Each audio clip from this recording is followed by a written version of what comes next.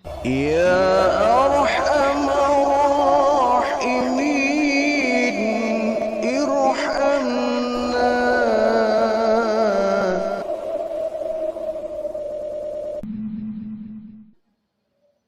Di dalam kitab Nasuhil Ibad ada satu nasihat dari seorang sahabat Imam Ali bin Abi Thalib, di mana beliau berkata, la khaira fi salatin la khusyu'a fiha. Jadi ada 8 perkara yang akan menjadi sebuah amal yang sia-sia. Atau ada 8 perkara di mana jika 8 perkara ini kita sia-siakan, maka tidak akan ada manfaatnya. Yang pertama, la khairan fi salatin la khusyu'a fiha. Tidak ada manfaat di dalam salat apabila dikerjakan tidak khusyuk. Tidak ada manfaatnya salat apabila dikerjakan tidak khusyuk. Ini perkara pertama yang menjadi sebuah amal yang sia-sia. Salat akan menjadi sia-sia apabila kita kerjakan hanya sebagai gugur kewajibannya. Tidak khusyuk, tidak konsentrasi, tidak tumakninah. Dan itu yang akan mengkosongkan nilai pahala kita. Bahkan di dalam Al-Quran surat Al-Mu'minun ayat 1 ayat 2. Bahwa Allah menerangkan qad aflahal mu'minun. Sungguh beruntung bagi mereka orang-orang yang beriman. Alladzina hum fi salatihim khasyi'un. Yaitu mereka yang selalu khusyuk di dalam melaksanakan salat. Kata Allah, qad aflaha. Sungguh beruntung mereka. Orang mukmin yang mendapatkan keberuntungan yang mereka khusyuk dalam melaksanakan sholatnya. Tentu ini bukan pekerjaan yang mudah, tetapi sangat berat. Tetapi bukan berarti kita nggak mampu melakukannya. Kalau kita belajar dan belajar, insya Allah kita akan bertahap paling tidak 20% atau 30% dalam kita melaksanakan sholat adalah saat-saat kita khusyuk ketika melaksanakan sholat. Kalau kemudian dari takbiratul ihram sampai salam kita nggak bisa khusyuk, barangkali Allah pun sangat memaklumi. Karena kita ini begitu banyak memori yang tertanam ketika kita di luar sholat. Bahkan yang semua kita lupa akan teringat kembali, akan menjadi sebuah ingatan yang kuat ketika kita sholat. Barangkali ini termasuk daripada kelihayan iblis dalam mengacak-acak memori kita. Iblis ini kan berbagai macam cara untuk menghalangi sholat kita. Mereka merusak sholat kita. Mereka merusak ibadah-ibadah kita. Dari niat kita melaksanakan sholat, iblis sudah menghalang-halangi kita. Ketika kita melaksanakan sholat, digodanya kita dari samping kanan, samping kiri, depan, belakang. Semua yang kita lupa diingatkan kembali ketika melaksanakan sholat. Bahkan kenangan di zaman dulu kita barangkali ketika kecil, yang lupa itu. Tapi ketika melaksanakan sholat oleh iblis dibangkitkan kembali. Ditumbuhkan kembali ingatan itu. Sehingga sholat kita tidak khusyuk. Badannya di masjid tapi hatinya mengembara kemana-mana. Tetapi ini tentu menjadi sebuah pembelajaran bagi kita. Kita belajar. Semua kita belajar. Mula-mula kita dari awal sholat takbiratul ihram, kita mencoba untuk ingat kepada Allah, minimal itu.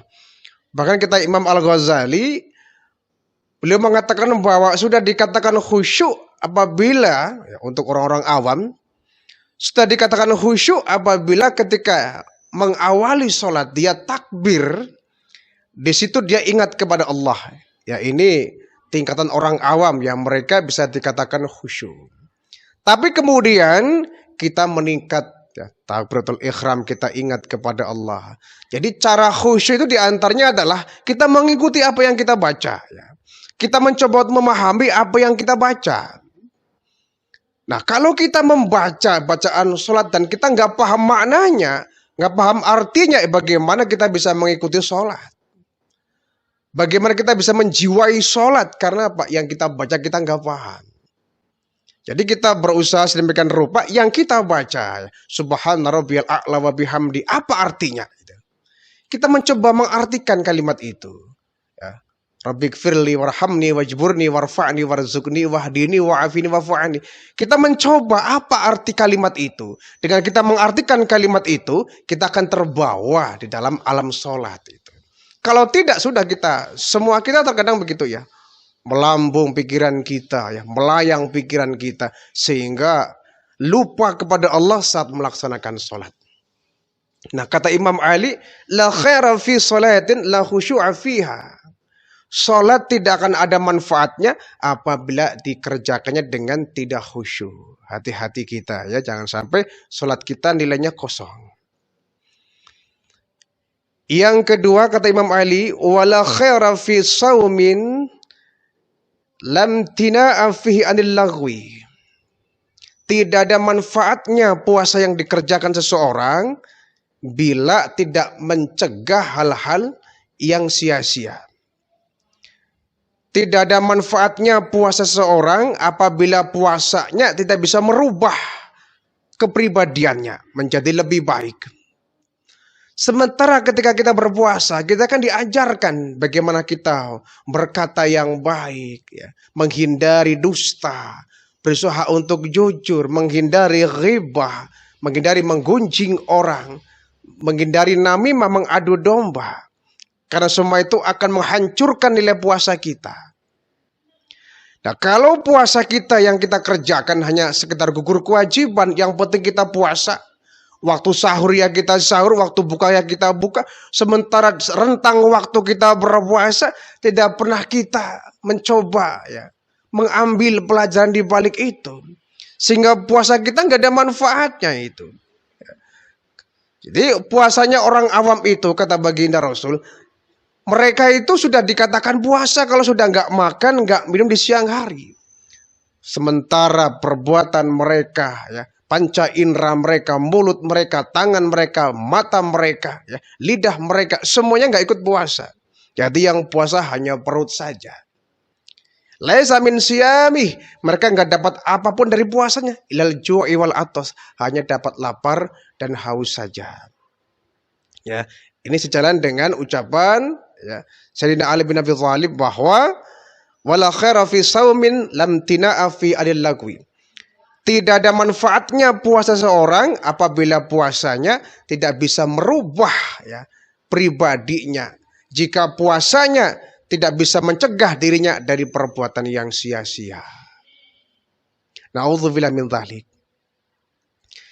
Yang ketiga kata Imam Ali, wala khaira fi qira'atin la tadabbur fiha. Tidak ada manfaatnya orang baca Quran jika ia tidak mentadaburi, ya, tidak mentadabur, tidak menghayati, tidak mempelajari apa yang dia baca. Ya. Jadi kita membaca Al-Quran ini mestinya yang terbagus adalah bagaimana kita membaca, kemudian kita mengamati artinya, ya, kita menganalisa maknanya, sehingga yang kita baca bisa meresap dalam hati. Itu. Umumnya kita baca Al-Quran itu ya hanya sebatas baca Arabnya saja. Kadang-kadang kita baca Al-Quran tapi kita ngelamun. Sehingga yang kita baca, yang kita ucapkan gak nyambung ke otak gitu. Sering sekali kita baca Al-Quran sampai 1 juz pun kalau ngelamun ya gak bisa ngambil intisarinya. Jadi sekarang sudah mudah saja ya, banyak Al-Quran yang ada terjemahannya. Sesekali kita membaca Al-Quran ya, 10 ayat kita selesaikan, kemudian kita baca terjemahannya. Sehingga kita tahu, oh ayat tadi yang saya baca artinya ini, ya, pelajarannya ini. Baca lagi 10 ayat, kemudian kita baca terjemahannya. Itu bagus. Sehingga kita mengetahui, mengerti apa yang kita baca, ini loh artinya. Ya memang kita barangkali keterbatasan kemampuan kita terhadap bahasa Arab barangkali ya. Kita nggak bisa mengartikan langsung, sehingga dimudahkan dengan Al-Quran terjemahan. Kita baca Al-Qurannya ya, bahasa Arabnya, kemudian kita coba sambil membaca terjemahannya. Sehingga kita bisa mengambil pelajaran dari ayat yang kita baca. Kalau tidak sia-sia ya, akan menjadi sebuah amal yang sia-sia. Karena apa? Pelajarannya, nasihatnya tidak bisa kita ambil dari apa yang kita baca. Yang keempat kata Imam Ali, wala khaira fi ilmin wala wara'a fihi. Tidak ada manfaatnya ilmu bagi seseorang seandainya dia tidak memiliki wara ya. Wara ini adalah sikap kehati-hatian dari hal-hal yang kurang baik. Kita menuntut ilmu, kita mencari ilmu, kita menggapai ilmu, itu kan agar kita bisa bijak ya, bisa mengetahui mana perkara yang baik, mana perkara yang buruk. Kepintaran kita dalam menguasai ilmu kan kemudian mengantarkan kita bisa memilah. Ini perkara yang hak, ini yang batil, ini yang halal, ini yang haram. Ini yang jelas, ini yang remeng-remeng, yang remeng-remeng tinggalkan itu. Lah buat apa kita memiliki ilmu banyak tapi kita seperti hewan, nggak tahu mana yang halal, mana yang haram, ya buat apa? Nggak hati-hati ketika berucap, nggak hati-hati ketika bertingkah laku dan bersikap di depan orang ya. Itu tidak mencirikan bahwa kita orang yang berilmu. Orang yang berilmu itu harus seperti padi. Semakin dia berisi semakin merunduk. Artinya dia semakin rendah hati. Hati bersikap ya. Hati-hati ketika berucap. Sehingga dia terhindar dari hal-hal yang berbahaya.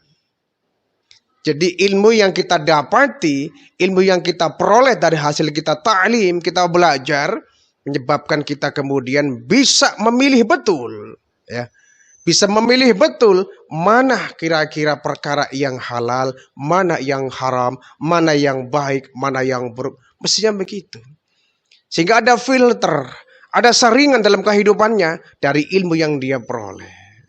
Kalau dia memiliki ilmu setinggi langit tetapi dia nggak punya filter, perbuatannya semrawut, perbuatannya acak-acakan dan amburadul, tanpa adanya penguatan diri untuk bisa menahan dari hal yang tidak baik ya, ini buat apa? Ilmunya kurang manfaat. Jadi wala khairan fi ilmin la war'a fiha. Tidak ada manfaatnya ilmu bagi seorang apabila dia tetap tidak bisa memiliki yang disebut dengan wara ya, sikap kehati-hatian. Yang kelima kata Imam Ali, wala khaira fi malin la sakhawata fihi. Tidak ada manfaatnya suatu harta kekayaan apabila dia tidak memiliki sifat dermawan. Tidak ada manfaatnya harta seandainya dia tidak memiliki sifat dermawan. Harta baru bermanfaat apabila orang lain bisa merasakan apa yang kita miliki. Seperti keran, dia menyimpan air tapi tidak untuk keperluan dirinya sendiri saja, tapi dimanfaatkan bagi yang membutuhkan. Itu keran. Kita mesti belajar dari keran ya. Dia menyimpan air tapi untuk orang yang membutuhkannya. Kalau kita memiliki harta kemudian kita enggan untuk berbagi, alladzi jama'a malan wa 'addadah. Dia memperoleh ilmu, mencari harta, mencari duniawi, kemudian dia menghitung-hitungnya. Yahsabu anna malahu akhlada. Dia menyangka bahwa hartanya itu akan mengekalkan dia. Kalla la yumbadanna fil khutamah. Awas ya. Jangan begitu. Hartamu bisa menyeret kamu kepada neraka khutamah. Jadi harta ini merupakan titipan Allah ya. Kalau kita tidak amanah kepada harta ini, apabila kemudian kita lalai, kita tidak amanah, kita zalim dengan diri kita atas harta yang kita punya, la yumbadanna fil khutamah. Harta kita akan menyeret kita sebelah satu neraka, namanya neraka khutamah. Di neraka khutamah ini diantaranya adalah penghuninya orang yang suka menumpuk-numpuk harta dan menghitung-hitungnya.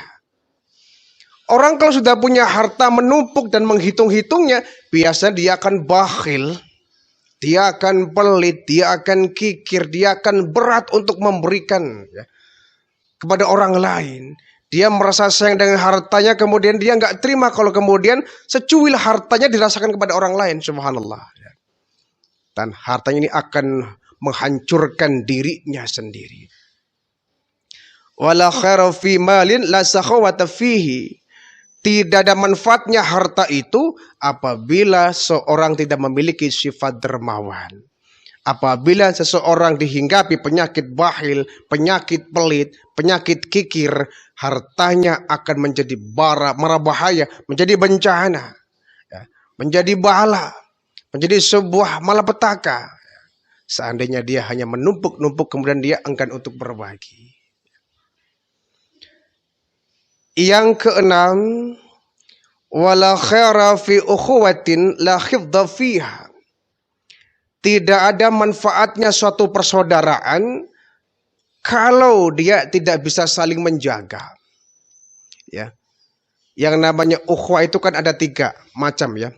Ada ukhuwah Islamiyah, itu persaudaraan kita di dalam lingkup satu agama kita, Islam ya. Yang kedua ada ukhuwah wataniyah, yaitu persaudaraan dalam lingkup satu negara, yang di situ berbeda agama, berbeda suku, tapi kalau kita satu negara itu kita adalah bersaudara. Dan yang ketiga ada ukhuwah basyariyah, yaitu persaudaraan sesama manusia, ya. Terlepas dari apapun agamanya, terlepas dari apapun bangsa dan negaranya, satu dunia ini semua bersaudara ya. Kalau kita menginduk kepada silsilah nenek moyang kita, Nabi Adam, Siti Hawa, seluruh manusia satu dunia bersaudara. Orang Indonesia dengan orang India bersaudara. Orang Indonesia dengan orang Inggris bersaudara. Ya. Satu keturunan dari Nabi Adam, itu namanya ukhuwah basyariyah. Nah, fungsi daripada persaudaraan ini adalah saling menutupi, saling melengkapi, saling mengisi, take and give ya, memberi dan menerima. Ya, memberi menerima itu merupakan salah satu fungsi dari persaudaraan. Ya. Kita bersaudara itu mestinya saling menutupi. Satu saudara, kata Bang Nabi, kal jasadil wahid, seperti satu tubuh. Apabila yang satu sakit, akan dirasakan oleh yang lainnya. Jadi ukhuwah Islam di dalam Islam itu sama seperti satu tubuh. Yang satu sakit, yang lain akan merasakan sakit. Tangan kiri sakit, tangan kanan akan merasakannya. Kaki sakit, kepala akan ikut merasakannya.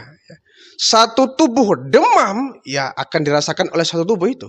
Kaki menjadi panas, tangan menjadi panas, kepala menjadi panas, sekujur tubuh menjadi panas. Kenapa? Ya satu sistem, ya. Satu anggota tubuh. Nah, kata baginda Rasul, umat muslim satu dengan yang lainnya harus seperti satu tubuh, saling membantu, saling melengkapi ya. Kira-kira kalau kita kemudian ya pakai sarung, misalkan sarung kita tiba-tiba tersingkap angin sehingga betis paha kita kelihatan orang, kan refleks tangan pasti akan segera menutupinya itu. Kita pakai sarung, kesingkap angin sarungnya itu, paha kita kelihatan. Yang nutup sarung kan bukan kaki, dia nggak bisa. Tangan segera refleks menutup kembali. Itulah fungsi dari persaudaraan, saling melengkapi, saling menutupi kekurangan. Kalau di dalam persaudaraan saling menjegal, saling menendang, saling menggunting dalam lipatan, saling membuka aib dan kekurangan, ya namanya bukan persaudaraan ya. Tidak ada fungsinya di sana. Kita bersaudara, maka kita harus saling menutupi kekurangan kita, ya. Kekurangan pribadi kita dan kekurangan pribadi orang lain, bukan kemudian dibuka menjadi topik umum di dalam obrolan kita dengan kawan-kawan kita. Itu namanya tidak ada manfaatnya persaudaraan seperti itu. Ya. Jadi wala khaira fi ukhuwatin la khifdha fiha. Tidak ada manfaatnya persaudaraan kalau tidak bisa saling menjaga. Yang ketujuh, wala khaira fi ni'matin la baqa'a fiha. Tidak ada manfaatnya sesuatu yang kita nikmati apabila tidak bertahan untuk selamanya. apabila tidak baqa, tidak kekal. Tidak ada manfaatnya mencintai sesuatu yang sementara, yang tidak bisa kekal. Ya buat apa? Seperti dunia ini, kita mencintai dunia boleh, tapi jangan sepenuhnya, tapi jangan 100%. Kenapa? Kita di dunia nggak akan lama. Kita mencintai harta ya, sampai kapan? Ya sampai batas umur kita. Kalau kemudian kita meninggalkan dunia ini, maka harta kita akan lepas dari kepemilikan kita, akan menjadi hak waris. Jadi buat apa mencintai sesuatu yang sifatnya sementara itu? Kalau mencintai sesuatu yang kira-kira bisa bertahan lama itu. Kita mencintai akhirat yang insya Allah itu kekal abadi untuk selama-lamanya. Kita mencintai alam surga yang kalau kita masuk insya Allah untuk selama-lamanya. Tapi kalau kita mencintai dunia, nggak ada manfaatnya karena nilainya hanya sebentar. Ya. Itu makna dari wala khairu fi ni'matin la baqa'a fiha. Tidak ada manfaatnya mencintai sesuatu, kenikmatan, kalau hanya untuk sementara. Yang ke-8, wala khaira fi du'ain la ikhlasa fihi. Wala khaira fi du'ain la ikhlasa fihi. Tidak ada manfaatnya berdoa jikalau tanpa keikhlasan. Ya, artinya kosong nilai doa kita, nggak akan berbobot, bahkan nggak akan berbalas. Tidak bermanfaat seandainya kita berdoa tanpa didasari ikhlas karena Allah. Ya tentu kita berharap ketika kita berdoa kita ikhlas ya kepada Allah Subhanahu wa taala. Baik mendoakan diri kita atau mendoakan orang lain. Ya. Sehingga kata baginda Rasul, sebaik-baiknya doa adalah ketika kau mendoakan orang lain dan orang lain yang kau doakan nggak tahu bahwa dia didoakan oleh dirimu sendiri. Ya. Kita mendoakan orang lain dan orang lain yang kita doakan tidak tahu bahwa dia kita doakan. Itu doa yang terbaik. Namanya doa yang tersembunyi. Ya. Lain kalau kita berdoa di depannya ada orang, ya kita mimpin tahlil, kita mimpin doa bersama, ya yang kita doakan orangnya ada di samping kita, dia tahu dan mendengar doa kita. Ya. Tetapi ada doa yang sangat bagus nilainya, yaitu mendoakan seorang yang orang lain itu tidak tahu bahwa kita mendoakan dia. Itu doa yang sangat tersembunyi dan bagus. Jadi nilai ikhlasnya sangat terukur jelas itu. Dia mendoakan karena Allah, bukan karena mendapatkan imbalan.